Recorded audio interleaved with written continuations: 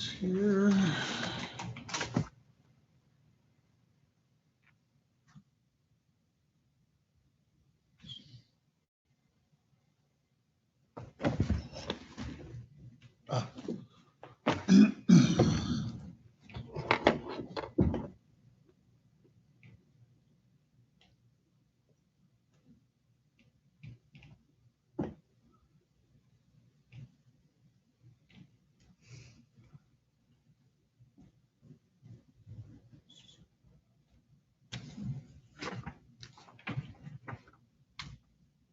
Did we get any communication regarding Foster versus Moss?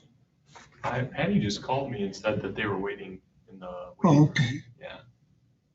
Well, I'm having trouble matching the people that signed in with the names on the pleadings. Let me see. Yeah, I don't have any more information than that. Would. If I could just find one name, he or she could tell me who else to bring in.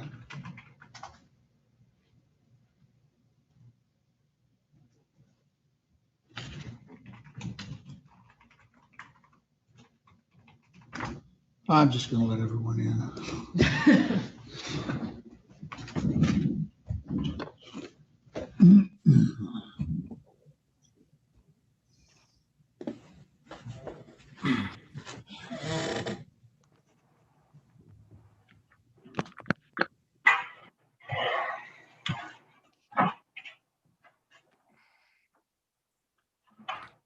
Yeah, so who is here on Foster versus Moss? Anyone? That's why I couldn't find the name. Okay, perhaps they resolved their discovery matter. Let's see, Knutson versus Gassert. Yes, good morning, Your Honor. Robert Zawad on behalf of Dean Gassert. Good morning, Your Honor. Zach Zurich on behalf of Tom Knutson. Morning, Your Honor. Eric Kaiser on behalf of Jim and Jan Knutson. Janet, I should say. Good morning, Your Honor. Christopher Jennings on behalf of James and Janet Knutson as the, I guess, counter defendants. All right, so Shannon Zawada is spelled Z-A-W-I-D-E-H. That's correct, Judge. Did you get anything else? You got everything else? I got Zawada, I got Zurich, Z-U-R-I-C-H. Kaiser, and I didn't get the last one. And whoever last entered his appearance, my clerk didn't catch that. Was it Mr. Jennings? Yeah, Jennings. Chris Jennings. Okay, I believe we're here on a motion filed by Mr. Jennings to compel disclosures. If opposition was filed, I don't have it. Is this motion being opposed? Yes, Judge, and I apologize. I didn't get my response into the court until the end of the day yesterday, but it's very brief. All right, well, I've read the motion. What's your response to the motion? My response is that they've gotten all the disclosure that they're essentially entitled to. They're focusing mostly on damages as though this is a personal injury case. This is a defamation case. And we've disclosed that essentially we are entitled to all the damages allowed under MCL 600.2911. Subsection 2, which is the defamation statute. And we're seeking damages in respect to property, business, trade, profession, occupation, and feelings, as well as exemplary and punitive damages under the statute.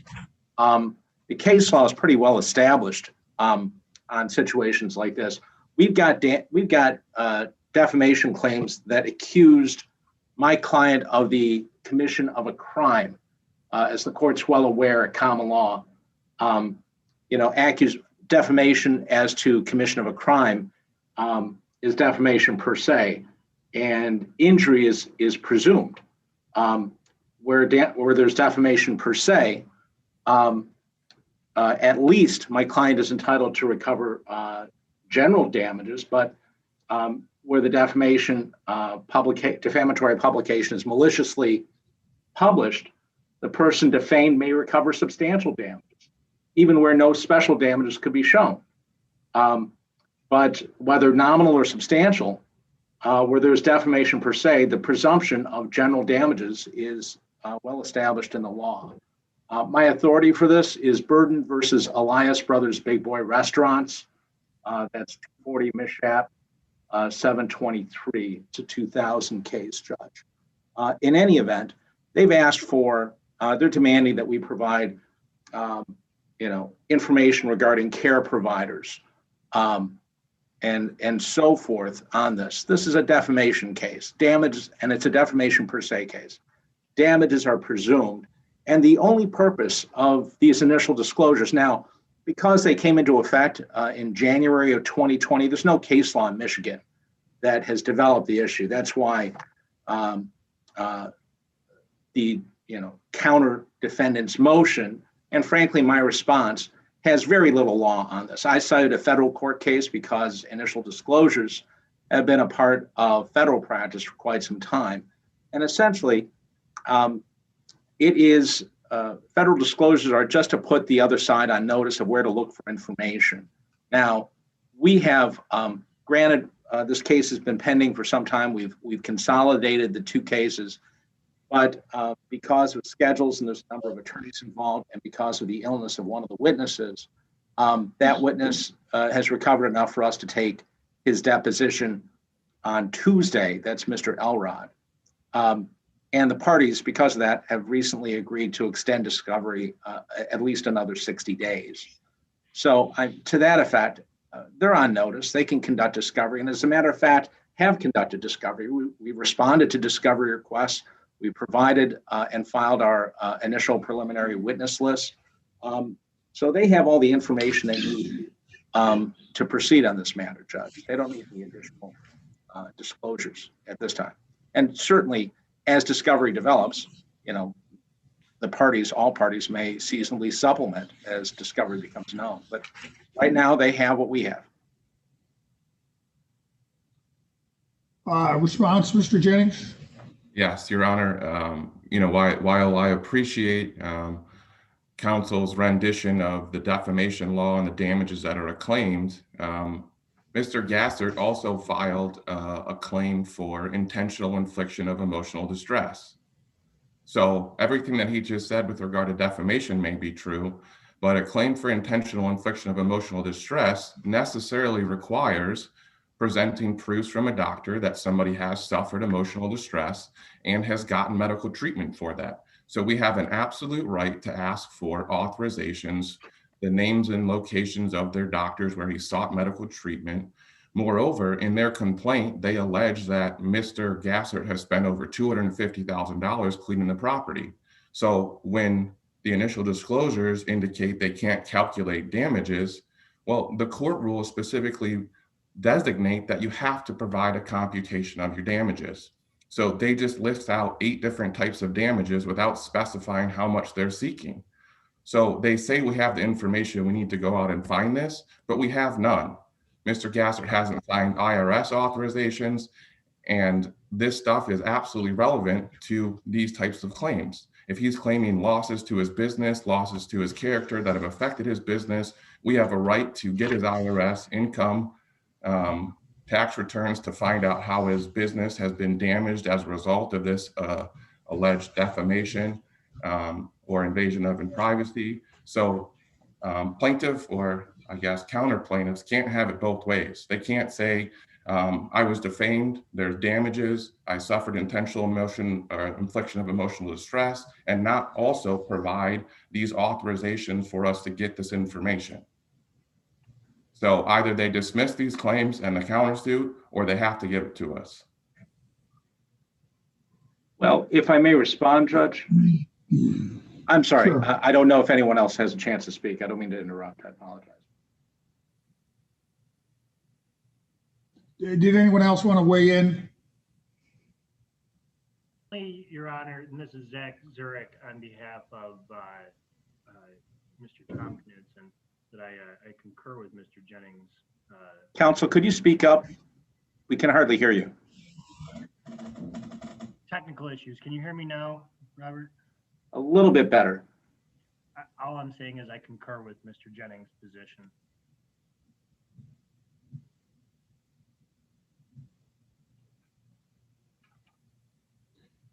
All right, go ahead, Mr. Zawada. There are 3 counts to our complaint. Yes, there's intentional infliction of emotional distress, invasion of privacy, publicity, which places a plaintiff in a false light. To the extent that we are able to provide those damages, they will come out in the course of discovery. The purpose of initial disclosures is to give them a roadmap of where to look for discovery. They're initial disclosures, not final disclosures. And as I've said, everyone agrees that we're continuing discovery for another 60 days. I imagine that there's going to be more discovery requests specifically geared towards these items. But we fulfilled our duties under the mandatory initial disclosure. And so to that end, I don't believe that this motion is warranted. We provided what is required. If they want more information, there's discovery mechanisms that allow them to pursue that avenue. But however, that's my response, Judge. Thank you. All right, I'm going to order that you supplement your disclosures with the information requested within 14 days of today's date. Mr. Jennings, you'll prepare that order? Yes, I will, Your Honor. And Mr. Jennings, counsel, if you don't mind, would you resend to me the disclosures, the authorizations you want my client to sign, if you don't mind, forward them to me today, and I'll make sure they're submitted to my client. We get them executed. All right. Thank you. Thank you, Your Honor. Thank you. Thank you, Judge. Okay, let's see. I think that brings us to Rohrig versus Department of Corrections. Good morning, Your Honor. Counsel. Kendall Benson on behalf of the defense. Asbenson, A-S-B-E-N-S-O-N? Yes, Your Honor. B-E-N-S-O-N. Thank you. Good morning, Your Honor. John Marco on behalf of the plaintiffs. Okay, Mr. Asbenson, this is your motion. Yes, Your Honor. At this point, we're still in discovery. There's been no court ruling on the admissibility of these 2 memos that are in dispute. And the disclosure of those 2 memos without providing the defense an opportunity to request that they be provided to the court under seal violates the protective order. Additionally, these documents should be sealed. So first, this violates the protective order. And I think fairly strong evidence, which is cited in my brief for this, is plaintiff's own firm in another case indicating that indeed these memos are subject to the protective order in this case. And that was the second exhibit on pages 2 and 7 of my brief. These memos are about specific investigations. They're about specific internal affairs investigations at the Michigan Department of Corrections. Those 3 different investigations are mentioned in these 2 memos by... Well, wait a minute. Is the fact that the memos are about investigations make them part of investigations? Your Honor, these memos address internal affairs investigations. The entire process of internal affairs includes when the manager of IA, of internal affairs, and the administrator of IA, Kathy Warner, make determinations on the process. And so what's being discussed is the internal affairs process as it relates to 3 different internal affairs cases. So these memos are clearly part of the investigation and part of the internal affairs process. They discuss it, they reference it, they are part of that process. So let's look at the specific language of the protective order that you claim that these documents, disclosure of these documents violates. And hold on, let me find the protective order before you do that. I'm assuming it's one of your exhibits. Yes, Your Honor, I believe it's Exhibit 1. All right, let me look. Okay, I've got it. Which provision specifically do you believe applies to these two memoranda? Of the initial ones, it's going to be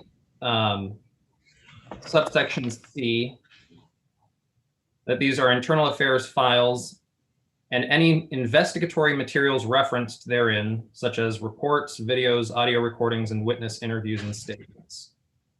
Additionally, as cited in my brief, the section involving, and let me just grab that section real quick.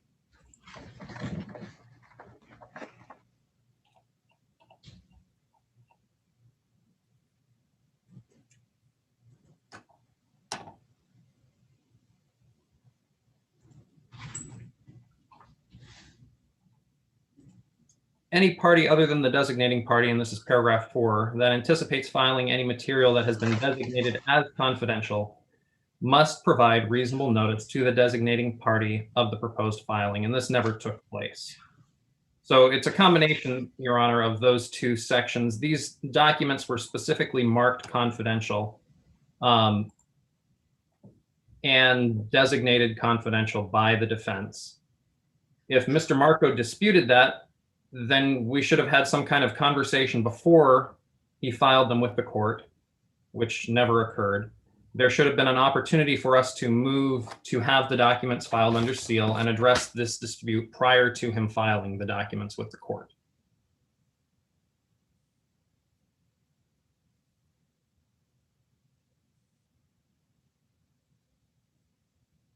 Okay, thank you. Let me hear from Mr. Marco. Yes, Your Honor. So just for some context, Mr. Espenson, obviously he does exclusively this type of litigation. I have a long history with the Department of Corrections in doing this litigation, which I don't know if this court's aware of. We always have issues with protective orders. And that's why Mr. Espenson and I engaged in a long negotiation regarding the specific protective order in this case. The department originally wanted it much more broad, which is what they normally do. We settled on the protective order that was entered, and specifically only these 4 categories of documents were to be governed by the protective order. Mr. Espenson relies exclusively on subsection C, which states internal affairs files and any investigatory materials referenced therein. So that designates 2, as I see it, things. Number 1, an internal affairs file. And number 2, investigatory materials referenced in that internal affairs file. So let's ask ourselves, I think the preliminary question is, are these communications which were sent via email from Stephen Marsky to Heidi Washington and part of an internal affairs file? The answer, based on the defendant's own admissions. Wait a minute. Let me interrupt. It sounds to me like you got the cart before the horse. Your protective order says that anything that's produced that's marked confidential requires that there be some conversation over that claim that it's confidential and an attempt to resolve that before you run ahead and just simply file something that they deemed to be confidential. Isn't that the initial inquiry? Well, and Judge, then you look at, well, is that a justifiable designation? But clearly, if something's marked confidential that doesn't fall within the parameters of the protective order, you would be well within your rights to say, I disagree. This is not something that's subject to the protective order. And then ultimately, before the document gets disclosed, the issue gets presented to me. Judge, every document that the Department of Corrections produces has confidential designations on them. The way that I understood and read the protective order when we filed it was that these were the only documents that were to be included. And if I can show this court, I have their discovery answers, which I'm going to put on my screen. So originally, Your Honor, and maybe I am putting the cart before the horse, but I think this is an important point. So in discovery, I always ask for the internal affairs files and any and all investigation materials referenced or attached. And so this is the standard request to produce, number 24, any and all investigation packets and all related materials for any investigations involving the plaintiffs. Mr. S. Benson produced cover to cover the entire internal affairs files for the plaintiffs and all related internal affairs files for this case. Nowhere in those files was these memorandum from Stephen Marski to the director. Nowhere. And so we have a discovery request asking for the cover to cover. And just so this court knows, I mean, it used to be in the old days an actual big file, with a handwritten number on it, and someone would have to go in and literally copy each page from the cover to the back of the file. Now they have these stored electronically, but they produced cover to cover the entire file. These were not in it, Your Honor. And so it was only later, once we took the deposition of Stephen Marski, that these were identified and that these were produced, and they were produced as part of an email communication between Mr. Marski and Heidi Washington. That's how these were produced. They were produced pursuant to a request for emails. So for them to come and say, when everything with the department's considered confidential, when I looked at this order and you go down, okay, personnel file, no, that's not in question. Disciplinary record, no. Internal affairs file, no, because they gave me the internal affairs file and we went through them cover to cover. And Mr. S. Benson has to admit that these were not contained anywhere in the internal affairs file. And if I jumped the gun on the sealing them, I apologize. I emailed Mr. S. Benson afterwards and said, if you really have an issue over this silly thing, I will agree to seal them for the time being. He declined my offer. I'm sure he's going to say it was too late, but I mean, these should not be confidential. These should not be governed by the protective order. They were not contemplated by us as being governed by this protective order that was the product of negotiation between me and brother counsel.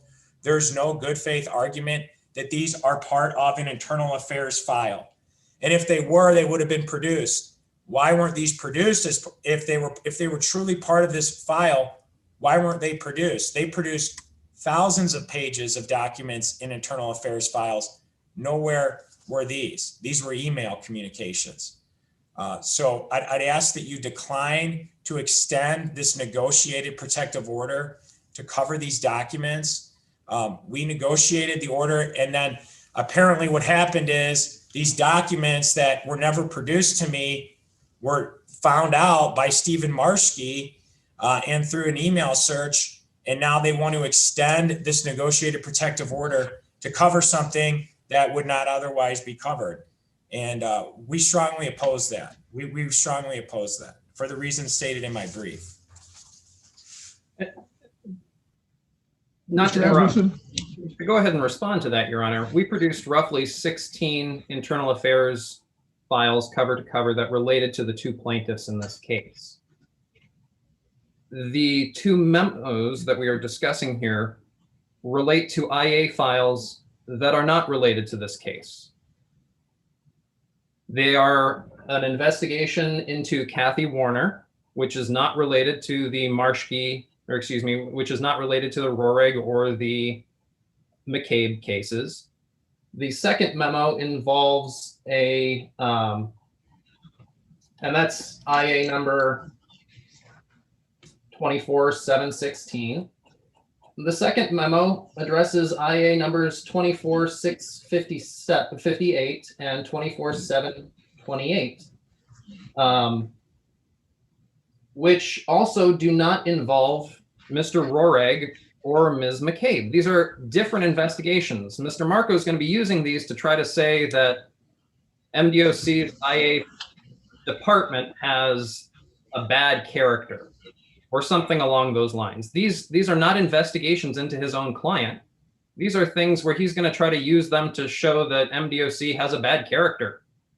And so the reason that they weren't produced in response to request 24 is that those particular IA files are not related to this case. These particular memos came up as Mr. Marco was deposing Mr. Marshke. And so when we got a request that was actually requesting these particular memorandums, we produced them. And they are subject to it. They are subject to the protective order. Additionally, these are not the kind of documents, these documents involve internal affairs investigations and are not the kind of documents that would be disclosed under FOIA or Pollard Wiki. They're the kind of documents that should remain confidential, both for the safety and security of the facility, internal affairs operations and practice, and for the employees who are involved in these matters. All right. Thank you, gentlemen. So I'm looking at two issues here. One, should Mr. Marco have respected the confidential notation and followed the terms of the protective order to discuss that issue? He absolutely should have. It's not up to either party. If one has designated as something that's confidential, that issue has to be addressed before the document is actually made public, and ultimately it comes in front of me to make that decision. As to whether or not these are covered by the protective order, whether or not they are, I can guarantee you there is no way in the world that I would have granted a motion to seal these two documents. The interest in public access and disclosure to what's going on in my courtroom, I think, is paramount. These two documents, without a doubt, in my mind, there is no way in the world I would have granted a motion to seal these documents. And so if you're requesting now that I order them sealed, I'm denying that request. I am going to caution both of you. If you're back in front of me on a fight over whether something should be sealed or not, Mr. Marco, if you run ahead and file something again that's been marked confidential without going through the process, you are going to be sanctioned. Mr. Asbenson, if you come in front of me with an argument that something of this nature, which isn't about any particular investigation itself, rather about the integrity of the investigation, I'm likely to sanction you. So my cautions to both of you. Mr. Marco, if you could please submit an order reflecting my ruling on the record today, since I view you as having prevailed ultimately over whether or not these documents should be public. Thank you, Your Honor. Thank you. Your Honor.